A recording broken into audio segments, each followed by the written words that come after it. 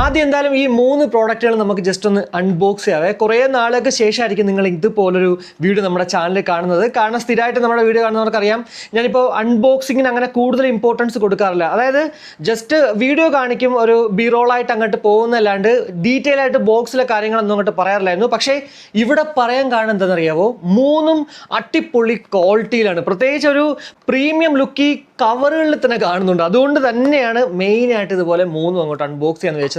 അപ്പോൾ ആദ്യം ബോൾട്ടിൻ്റെ ക്യൂ അല്ലെങ്കിൽ ആ ഒരു ഓവർ ഹെഡ് എന്ന് പറഞ്ഞൊരു പ്രോഡക്റ്റ് തന്നെ ബോൾട്ടിന് ഞാൻ ഇതൊരു അൺബോക്സ് ചെയ്തിട്ടില്ല. സോ അതിൻ്റെ ഒരു ക്യൂരിയോസിറ്റി എനിക്ക് ഉള്ളതുകൊണ്ട് തന്നെ നമ്മുടെ ബോൾട്ട് ക്യൂ, മസ്താങ് ക്യൂ തന്നെ നമുക്ക് ആദ്യം അൺബോക്സ് ചെയ്യാം. എന്തായാലും വളരെ മനോഹരമായിട്ടുള്ളൊരു കളർ കോമ്പിനേഷനിലാണ് നമുക്ക് ഈ ഒരു ബോൾട്ട് മസ്താങ് ക്യൂ ഹെഡ്ഫോൺ കാണാൻ സാധിക്കുന്നത്. ഫ്രണ്ടിൽ തന്നെ ആ ഒരു ഹെഡ്ഫോണിൻ്റെ ഫോട്ടോയും കൂടാതെ ബൂമെക്സ് ടെക്നോളജി ബേസ്ഡ് റവേഴ്സ് ആണ്. ലോങ് ബാറ്ററി ലൈഫ് ഇതിന് കിട്ടുമെന്നൊക്കെ എഴുതി വെച്ചിട്ടുണ്ട്. അതേപോലെ തന്നെ വലത് സൈഡിൽ official fort Mustang licensed product എന്നും കൂടാതെ ഇടത് സൈഡിൽ മസ്താങ് എന്നുള്ള ഒരു ലോഗോയും നമുക്ക് കാണാം. കൂടാതെ official licensed product India's first rated audio brand സഹിതം അവരുടെ എഴുതി വെച്ചിട്ടുണ്ട്. പിറകിൽ നോക്കുകയാണെങ്കിൽ കുറച്ച് കാര്യങ്ങൾ, ഈ സ്പെക്ക് എന്തായാലും ഞാൻ കൂടുതലായിട്ട് എടുത്ത് പറയുന്നില്ല, കാരണം വഴിയെ ഞാൻ ഡീറ്റെയിൽ ആയിട്ട് അങ്ങോട്ട് പറഞ്ഞുതരാം. സോ നമുക്ക് ഒന്ന് പൊട്ടിക്കാം. Yes, okay. ബോക്സ് അങ്ങോട്ട് പൊട്ടിക്കുമ്പോഴത്തേക്ക് നമ്മുടെ ഹെഡ്ഫോൺ അവിടെ ഇരിപ്പുണ്ട്.